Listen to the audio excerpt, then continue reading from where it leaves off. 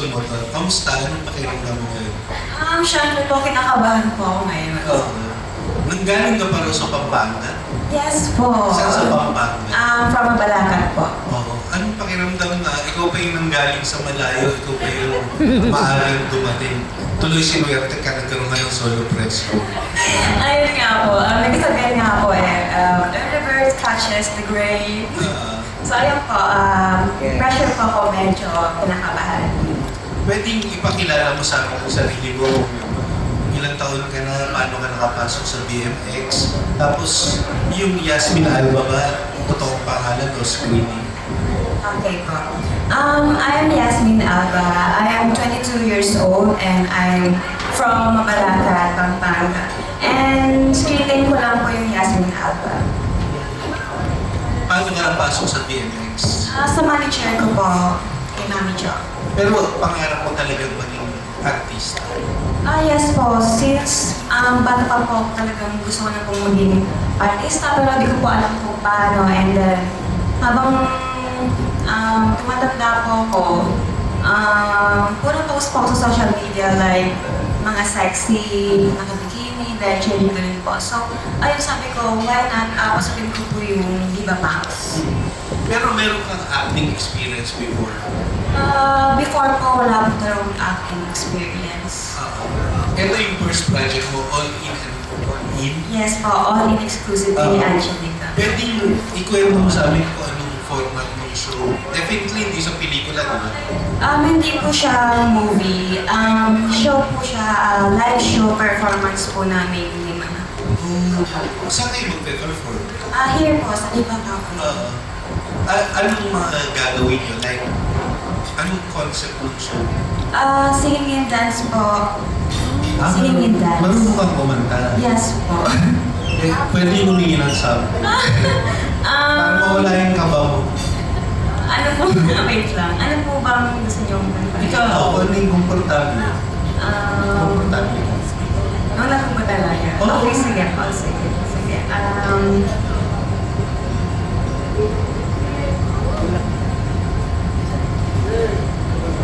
Carpenters na lang po.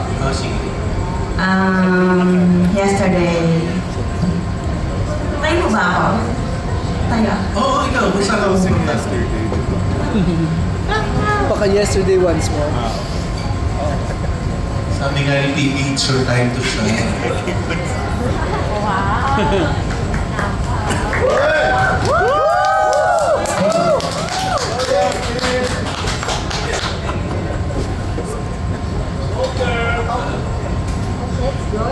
Even though the boys are crazy, even though the guys are crap, even though you show me maybe I'm showing mine. If you told me nothing, baby, you don't know what sorry.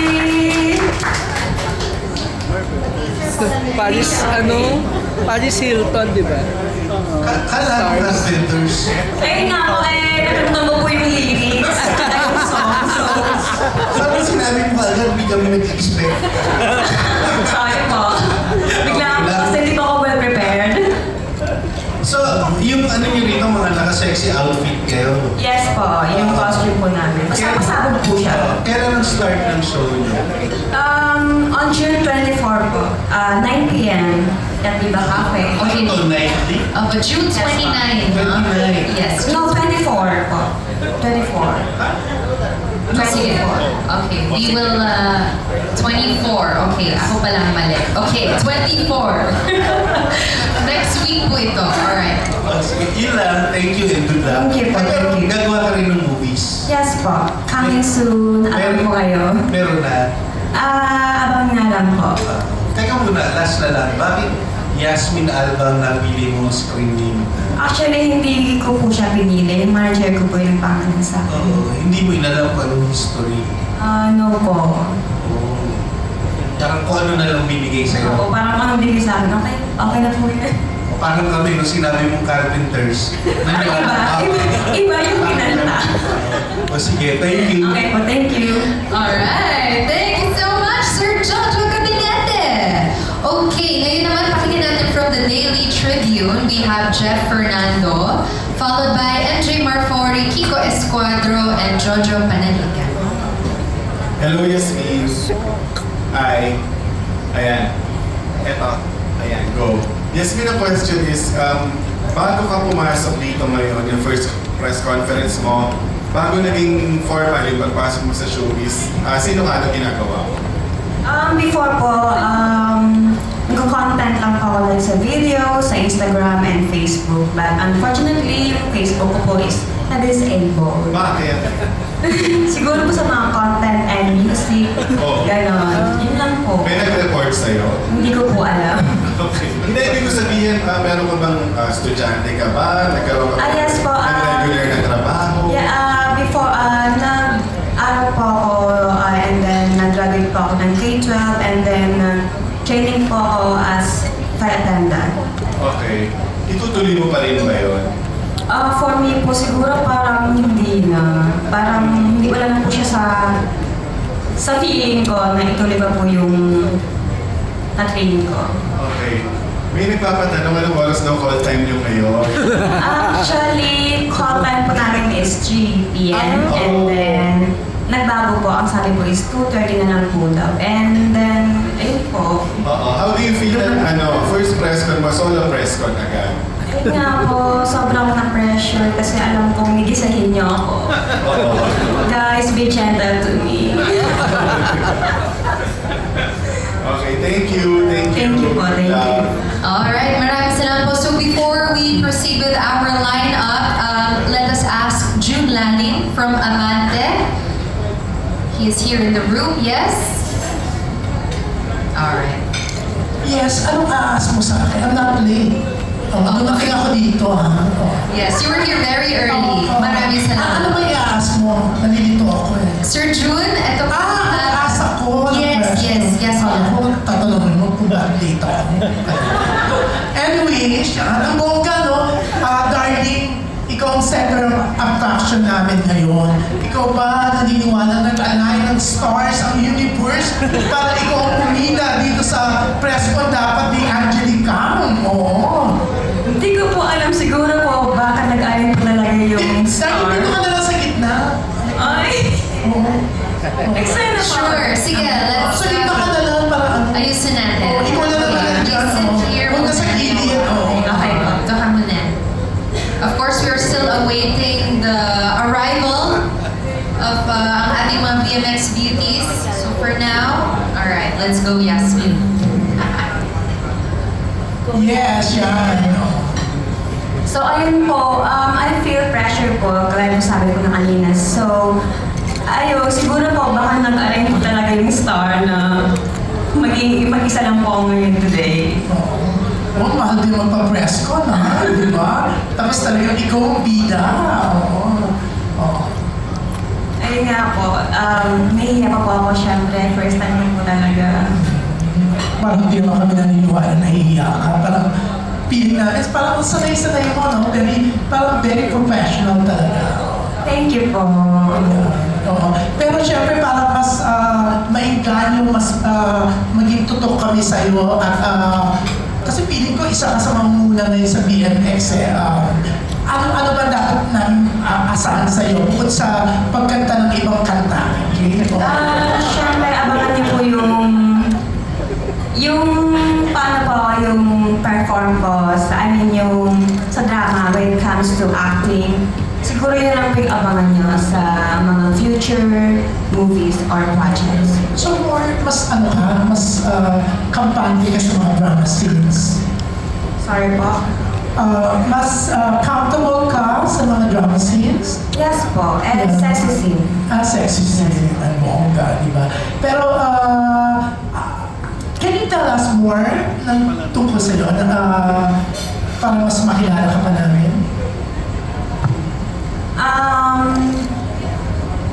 Ano po bang gusto niyo pang malaman? Okay, Yasmin,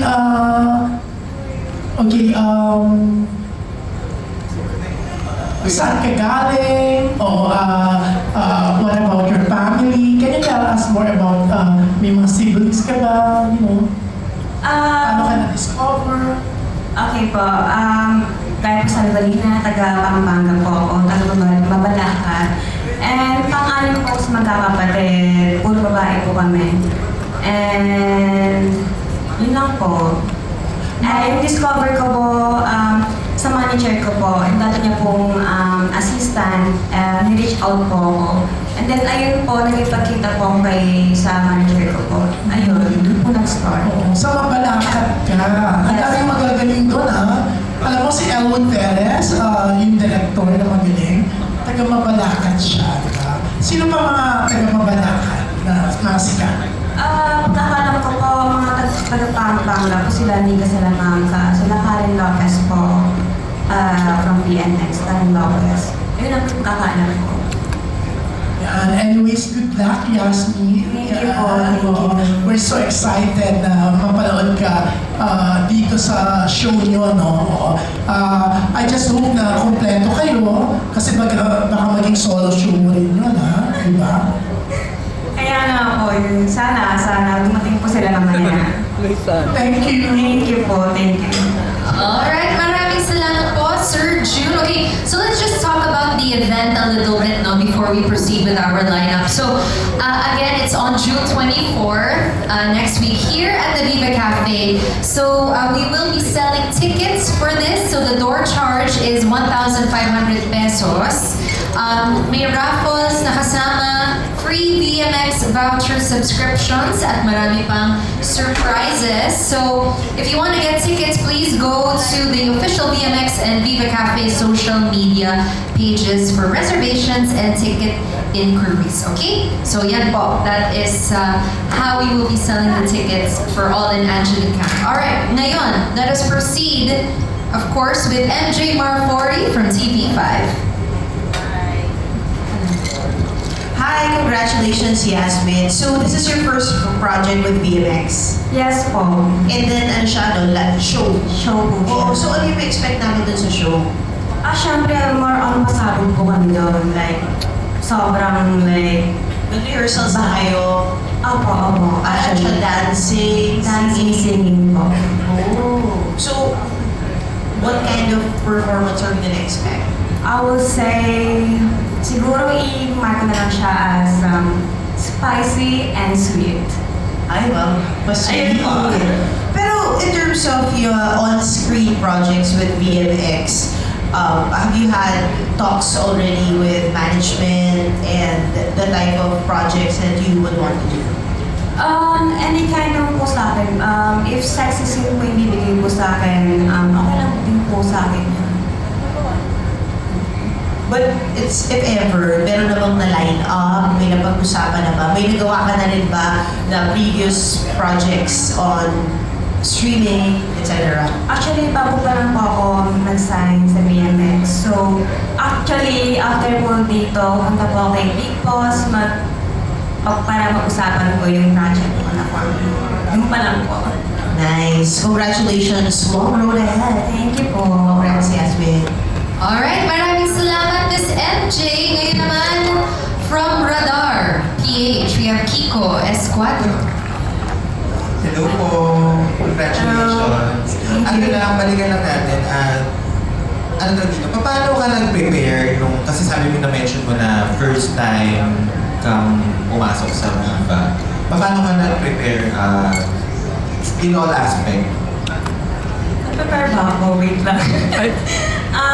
Siguro po may mga pinatato pa ako sa self ko, sa katawan ko. Especially yung ilong and yung gelya. So, ayun.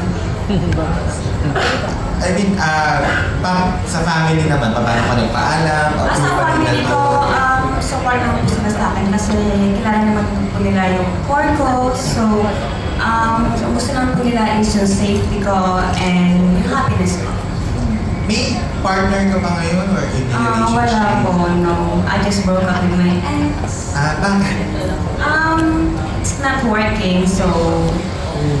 Pero hindi dahil dito sa decision No, hindi pumasok sa po. Viva. Ano yung look forward mo sa pagpasok mo sa Viva?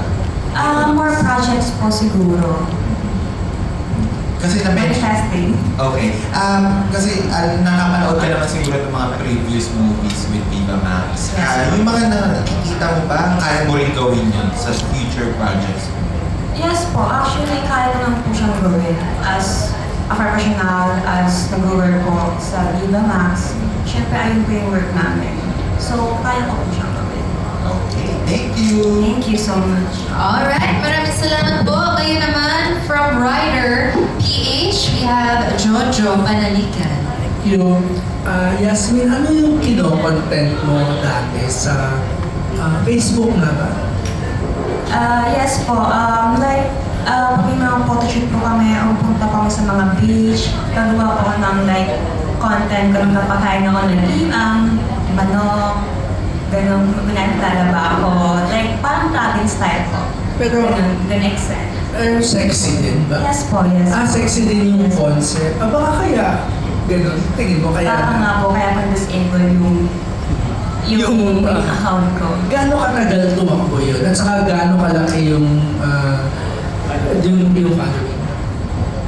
Actually, hindi naman po siya sobrang laki ng followers, 11K po.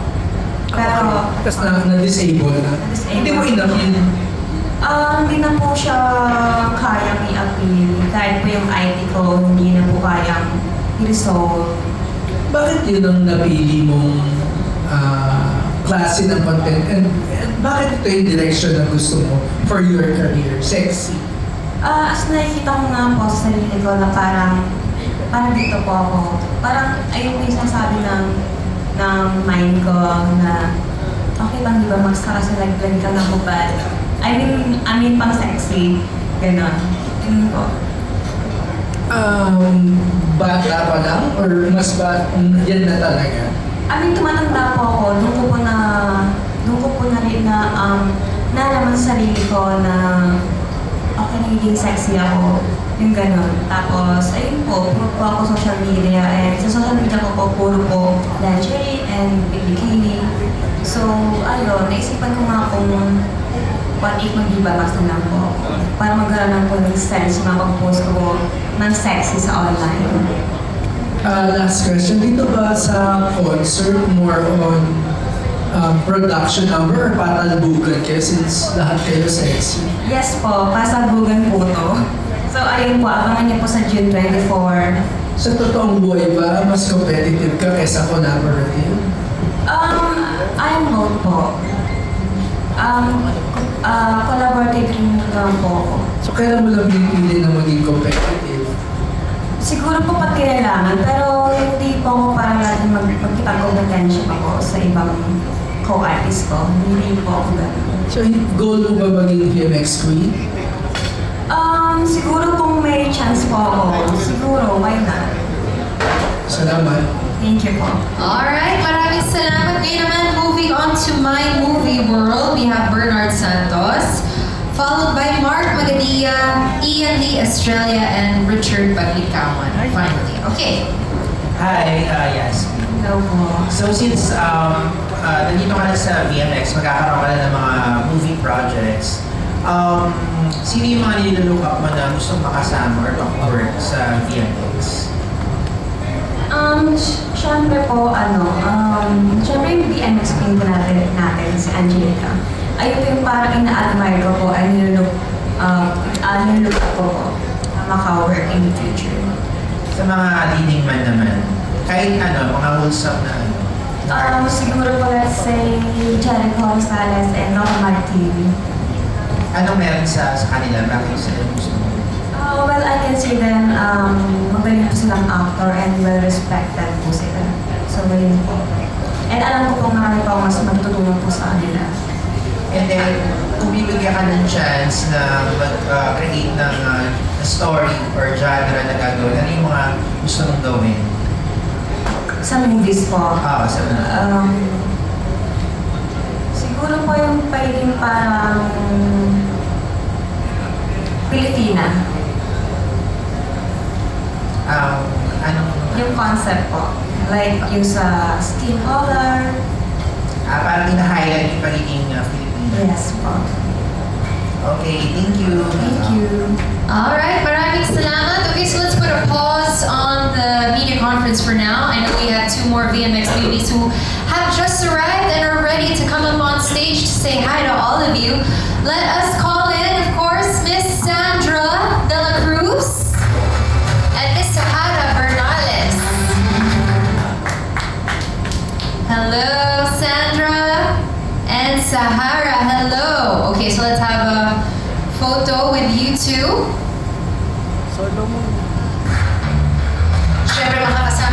sila this coming June 24 sa ating live show dito sa Viva Cafe, of course, called All In, an Angelique Kang exclusive. I'm sure this will be one of many. So also we are live sa ating BMX Facebook page, straight down the ramp over there. At sa mga interesado po for tickets or reservations, punta lamang kayo sa ating official pages of Viva Cafe and BMX. Door charge is 1,500. Alright, okay, thank you so much Sandra and Sahara. Sige, so please find your seats and then bati muna tayo sa ating audience.